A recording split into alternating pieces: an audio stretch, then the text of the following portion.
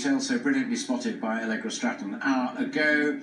Husband, the first man, I don't know what you call him. Anyway, the Prime Minister's husband, Philip, there, and Theresa May walking up Downing Street for the first time as Prime Minister. Truly a remarkable moment. I'm going to be quiet because I want to hear the press shout out the inevitable questions and not miss a word of her statement. This statement will have been worked upon, thought upon. It will be rich in content and in messages. Here is Prime Minister Theresa May.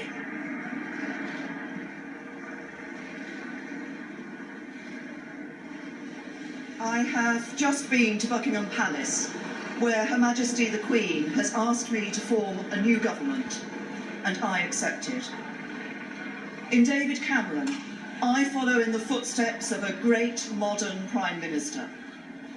Under David's leadership, the government stabilised the economy, reduced the budget deficit, and helped more people into work than ever before. But David's true legacy is not about the economy, but about social justice. From the introduction of same-sex marriage to taking people on low wages out of income tax altogether, David Cameron has led a one-nation government, and it is in that spirit that I also plan to lead. Because not everybody knows this, but the full title of my party is the Conservative and Unionist Party, and that word unionist is very important to me. It means we believe in the union, the precious, precious bond between England, Scotland, Wales and Northern Ireland. But it means something else that is just as important. It means we believe in a union not just between the nations of the United Kingdom, but between all of our citizens, every one of us, whoever we are and wherever we're from. That means fighting against the burning injustice that if you're born poor, you will die on average 9 years earlier than others. If you're black, you're treated more harshly by the criminal justice system than if you're white. If you're a white working class boy, you're less likely than anybody else in Britain to go to university. If you're at a state school, you're less likely to reach the top professions than if you're educated privately. If you're a woman, you will earn less than a man. If you suffer from mental health problems, there's not enough help to hand. If you're young, you'll find it harder than ever before to own your own home. But the mission to make Britain a country that works for everyone means more than fighting these injustices. If you're from an ordinary working class family, life is much harder than many people in Westminster realise. You have a job, but you don't always have job security.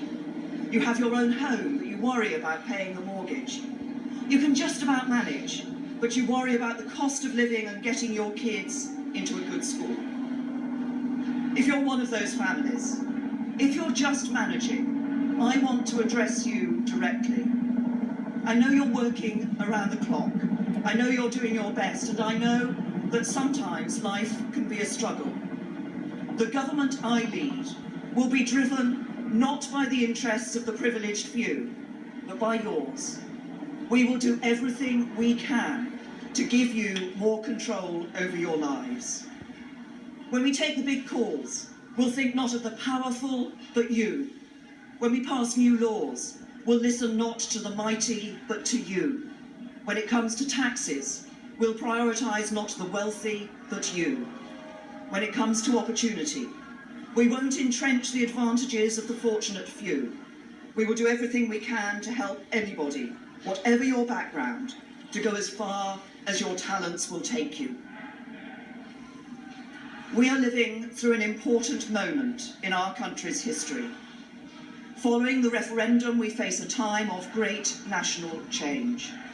And I know, because we're Great Britain, that we will rise to the challenge.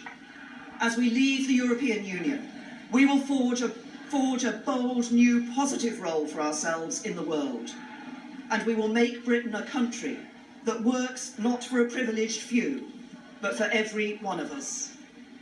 That will be the mission of the government I lead, and together we will build a better Britain.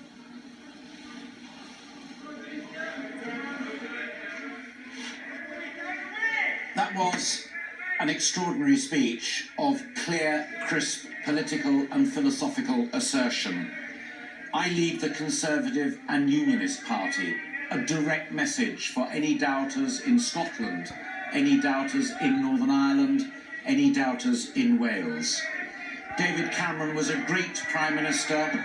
He was a one-nation Prime Minister.